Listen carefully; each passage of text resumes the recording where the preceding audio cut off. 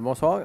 Premièrement, j'aimerais parler d'une belle implantation, le Tim Hortons qui s'est fait. Je pense que ça a été une belle collaboration, autant du promoteur, autant que des citoyens. Le promoteur qui est venu présenter son projet aux citoyens, qu'on a fait fi un peu de la ville, tu sais, au lieu de déposer le projet puis pas attendre que ça passe.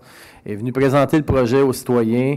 Les citoyens ont fait part de leurs recommandations. Elle est revenue, elle a réajusté le tir pour que les citoyens soient le plus heureux dans cette implantation-là.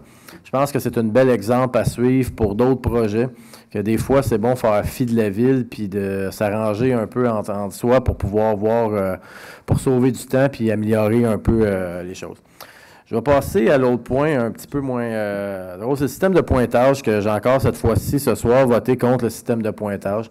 J'ai beaucoup de difficultés avec un système de pointage où donc les conseillers n'ont pas accès à la note par individu que les gens de la ville ont fait. Surtout quand on paie plus, ça m'intimide beaucoup de voir qu'on paie 10 de plus des contrats, puis on n'a pas moyen de savoir pourquoi on paie 10 de plus. On nous donne une note sans qu'on sache vraiment le pourquoi qu'on paie plus. C'est un système que j'aimerais qu'il soit revu. J'invite les gens qui vont être là, que les conseillers aient accès au pointage après les élections. Les maires, il y a beaucoup de maires ici autour de la table. Je pense que c'est normal qu'on peut voir le pointage puis qu'on ait vraiment une bonne idée de pourquoi une firme se qualifie de plus, surtout quand il y a une grosse différence dans le prix. Fait que j'invite les futurs candidats à la mairie à regarder ça pour qu'on puisse changer un peu la façon de faire. Pour plus de transparence. On parle souvent de transparence, mais ça, c'en est un. C'est pas juste un mot, le mot transparence, parce que je sais que tous les candidats parlent de transparence, mais ça, c'en est de la transparence. C'est concret que les gens peuvent savoir pourquoi on prend une firme plus que l'autre.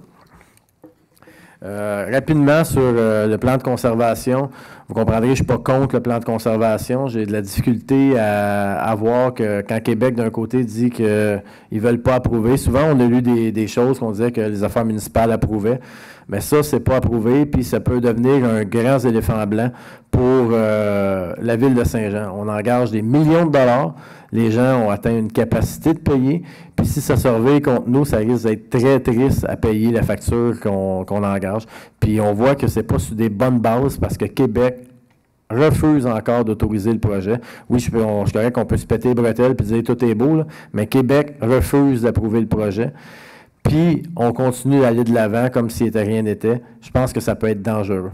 Surtout pour une ville, on n'est quand même pas un village, on est une ville, puis on doit quand même respecter les lois. Merci, bonsoir.